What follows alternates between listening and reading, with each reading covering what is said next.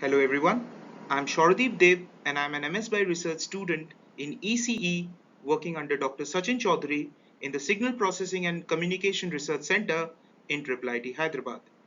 The topic of my study that I'd be presenting before you is IoT network-based analysis of variations in particulate matter due to the COVID-19 lockdown. So without any further ado, let's move on to the presentation. The motivation of my study lies in the problem statement that I've been exploring during the pandemic, which is, was there any significant impact in the particulate matter levels of Hyderabad due to the implementation of nationwide lockdown from 24th of March to the 3rd of May 2020? In order to get both macroscopic and microscopic insights on the problem, we have explored two test areas respectively. The test area 1 would be the Central Pollution Control Board air quality monitoring stations of Hyderabad city.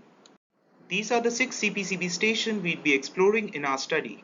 Let us see the central moving average plot with window size of 3 weeks for the CPCB data.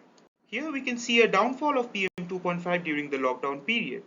As you can see in the figure, PM values are missing for the Zoo Park node during the lockdown period, thus we aren't considering Zoo Park data in our study. A similar trend can be observed for the PM10 values as well. Now here we analyze the PM values during April 2020 with respect to April 2019 and PM during February 2020 with respect to February 2019 to get an idea about the yearly variations. It can be seen that all the nodes showed significant decrease in April yearly variation as compared to February yearly variation. A similar trend in PM is observed in seasonal variation as well, where the decrease in PM is greater in the transition from April 2020 to February 2020 as compared to April 2019 from February 2019.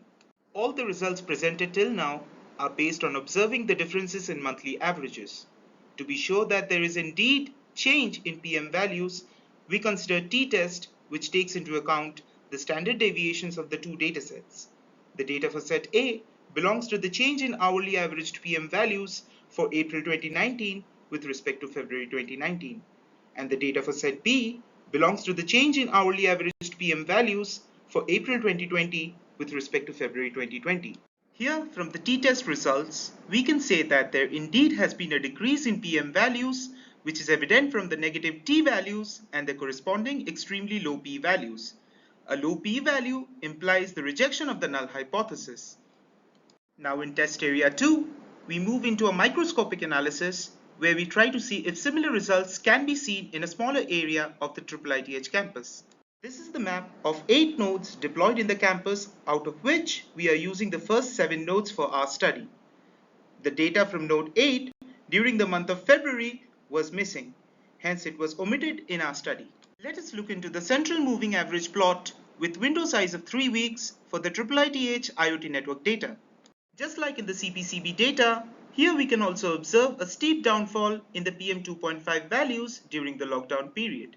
Similar results can also be viewed in the PM10 plot as well. The node-wise monthly average PM values also experienced a significant drop in April 2020 as compared to February 2020. Here we calculated the Pearson's correlation coefficient for all the 7 nodes from January 2020 to March of 2020. The negative correlation between temperature and PM implies that irrespective of lockdown, the PM values were anyway meant to decrease in April on account of the increase in temperature on the onset of summer.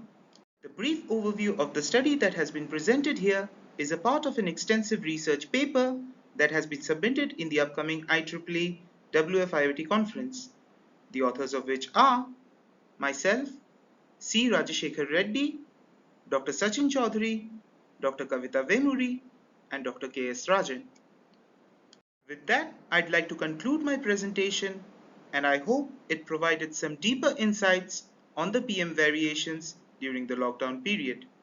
Thank you very much.